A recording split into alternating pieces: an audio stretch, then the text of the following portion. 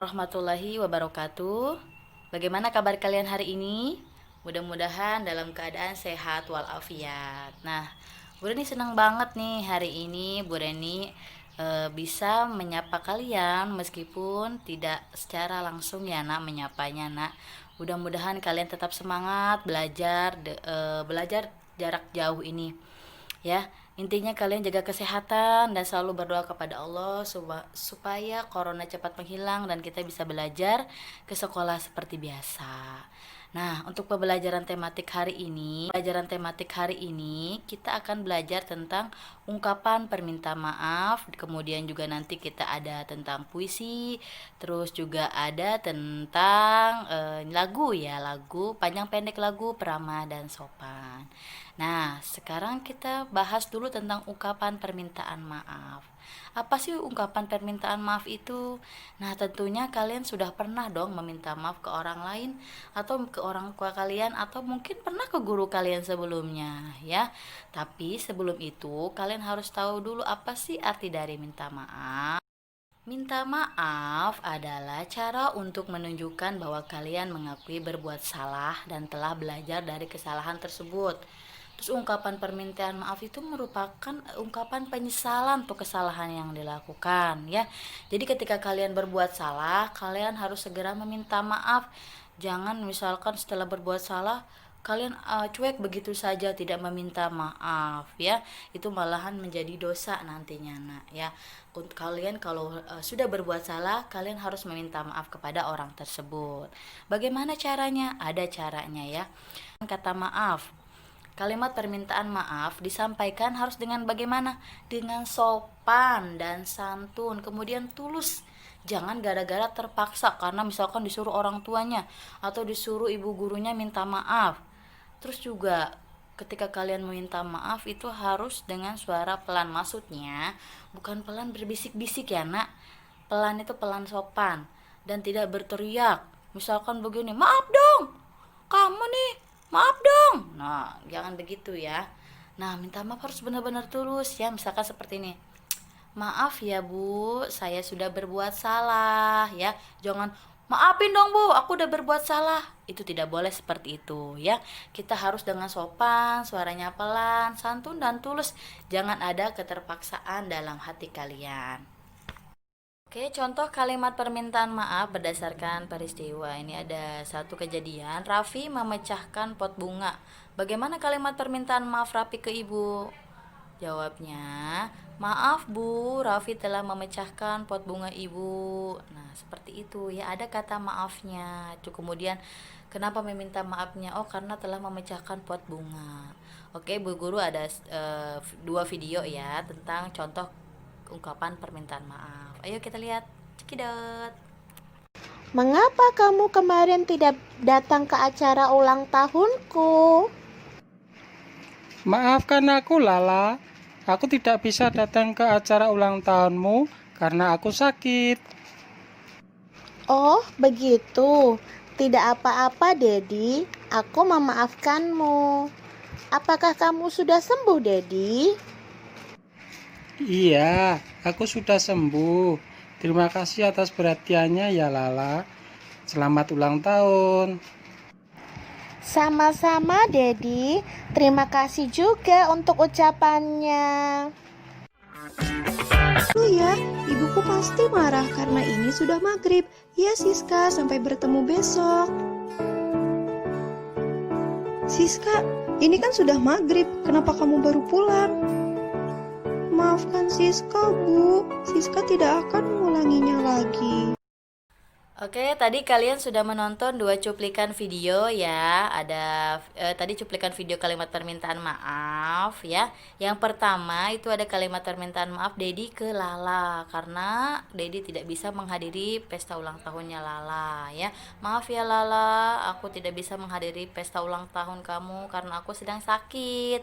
Kemudian juga cuplikan yang kedua itu ada anak datang terlambat ke rumahnya, waktu maghrib baru tiba ke rumah, dia keasikan bermain sama temannya. Akhirnya mamanya marah, ibunya marah ya, maka anak tersebut meminta maaf kepada ibunya. Maaf ya Bu, saya sudah datang terlambat ke rumah karena keasikan bermain ya. Tentunya kalau orang tua kalian pasti memaafkan. Nah, kalian kalau sudah melakukan kesalahan, kalian tidak boleh mengulanginya lagi ya. Harus menyesal ya. Terus ada lagi misalkan contoh yang lain. Abil meminjam buku Jihan, kemudian buku tersebut hilang. Nah, bagaimana yang apa yang harus dilakukan Abil? Abil harus meminta maaf kepada Jihan ya. Maaf ya Jihan, aku telah menghilangkan bukumu. Nah, seperti itu minta maaf ya. Adalah tentang cara membaca puisi. Nah, tentunya kalian di kelas 1 pernah dong tampil ke depan kelas membaca puisi ya. Nah, bagaimana cara membaca puisi? Mungkin kalian juga pernah dengar ya cara-cara membaca puisi. Nah, yang pertama yaitu kalau misalkan kita puisi kesedihan, kita harus dengan mimik wajah yang sedih ya nak, sedih mukanya kalau misalkan puisi tersebut berisi kesedihan. Tapi kalau misalkan puisi tentang kegembiraan, kalian harus dibaca dengan mimik wajah yang gembira. Nih mimik wajah nih, namanya mimik wajah gembira. Kalau sedih sedih, seperti itu ya. Kemudian juga kalau misalkan membacakan puisi itu harus dengan nada dan bunyi yang benar serta pengucapannya jelas. Jangan misalkan hidup rukun, nah itu nggak jelas pengucapannya ya. Kemudian ada nadanya, jangan datar. Misalkan hidup rukun adalah mana, nah itu cara membaca biasa. Kalau misalkan membaca puisi itu ada nadanya, hidup rukun. Nah, seperti itu. Kemudian membaca puisi juga harus dengan berani dan percaya diri. Ya, jangan sampai membaca puisi ke depan, misalkan di depan orang banyak kalian malu-malu. Misalkan baca puisinya begini, hidup rukun adalah, nah itu namanya nggak berani ya. Jadi kalian ketika membaca puisi itu harus berani dan percaya diri ya. Kalau tidak berani dan percaya diri, nanti membaca puisinya tidak bagus ya. Ini ada contoh puisi yang akan Bu Guru bacakan, tolong perhatikan ya. Rukun, keluargaku hidup rukun. Ayah dan ibu rukun, anak-anak rukun, rukun di meja makan, rukun saat belajar, rukun di mana saja. Hidup rukun sangat menyenangkan. Oke, nah puisi tersebut ibu bacakan dengan mimik wajah gembira, senang ya. Karena puisi tersebut berisi tentang kegembiraan bahwa mereka hidup keluarganya itu rukun sekali. Jangan sampai ketika membacanya begini, hidup rukun, ayah dan ibu hidup rukun. Nah, itu salah cara membaca seperti itu. Tapi harus dengan kegembiraan, karena di situ isi puisi tersebut tuh tentang kegembiraan, kebahagiaan bahwa keluarganya itu hidup rukun. Nah, kalian juga tidak asing dong dengan kata hidup rukun, karena kemarin kalian sudah belajar tentang hidup rukun. Ya kan, rukun itu menyenangkan, saling menyayangi, menghormati dan menghargai.